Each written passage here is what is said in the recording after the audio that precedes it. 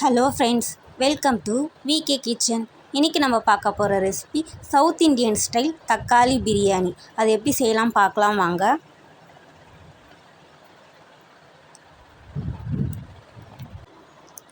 அதுக்கு ஒரு பாத்திரத்தில் 7 டேபிள் ஸ்பூன் எண்ணெய் ஊற்றிக்கலாம்.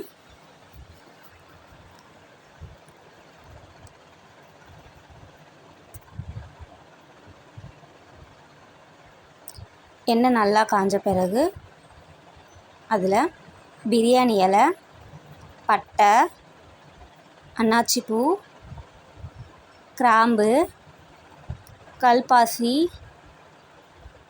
மராத்தி மொக்கு, 1 டேபிள் ஸ்பூன் சோம்பு சேர்த்துக்கலாம். இப்போ அதில் 2 பச்சை மிளகா, கட் பண்ணி வச்சுருக்க ஒரு பெரிய வெங்காயம் அதில் சேர்த்துக்கலாம்.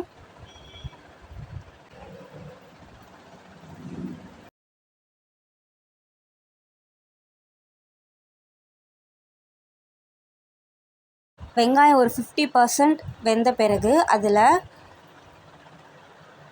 1 டேபிள் ஸ்பூன் இஞ்சி பூண்டு விழுது சேர்த்துக்கலாம்.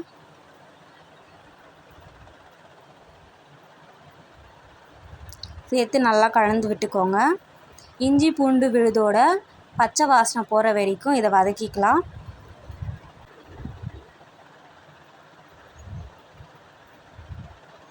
இது தக்காளி பிரியாணின்றதால தக்காளி அதிகமாக சேர்த்துக்கணும். அதனால் 2 பெரிய தக்காளி கட் பண்ணி அதில் சேர்த்துக்கலாம். சேர்த்து நல்லா கலந்து விட்டுக்கோங்க.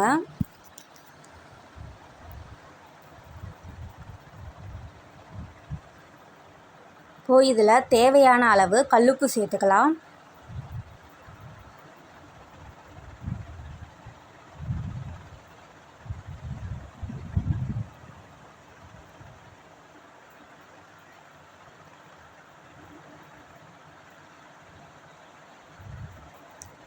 தக்காளி நல்லா வதங்கின பிறகு அதில் மசாலா சேர்த்துக்க போகிறோம்.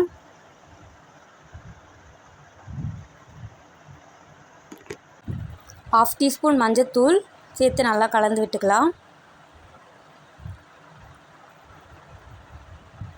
1/2 table spoon garam masala, 1 table spoon தனியாத்தூள் சேர்த்து நல்லா கலந்து விட்டுக்கோங்க. இதில் 1/2 டேபிள் ஸ்பூன் குழம்பு மிளகாய்த்தூள் சேர்த்துக்க போகிறோம். இது காரத்துக்கு ஏற்ப அளவை மாற்றி சேர்த்துக்கோங்க. காரம் அதிகமாக வேணும்னா கொஞ்சம் அதிகமாக சேர்த்துக்கலாம். சேர்த்து இது நல்லா கலந்து விட்டுக்கோங்க.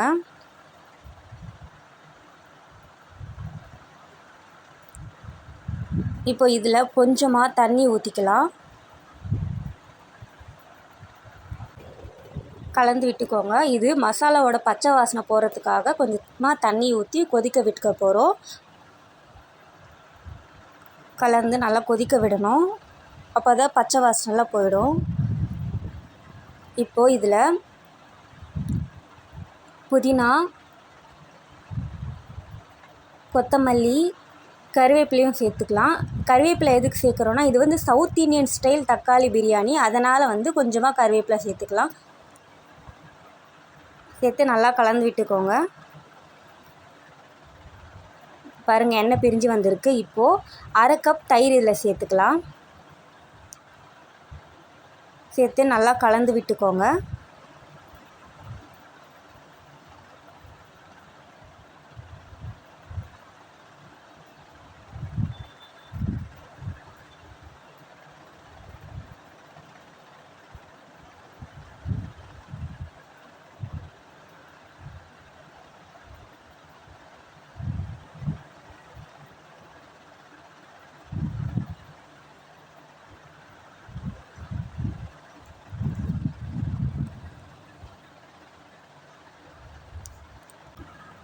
இதில் 4½ கிளாஸ் தண்ணி ஊற்றிக்கலாம்.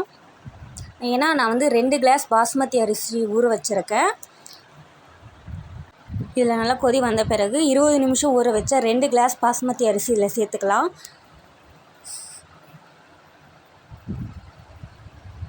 சேர்த்து நல்லா கலந்து விட்டுக்கோங்க. இப்போ இதில் கொஞ்சமாக லெமன் ஜூஸ் பிழிஞ்சிக்கலாம்.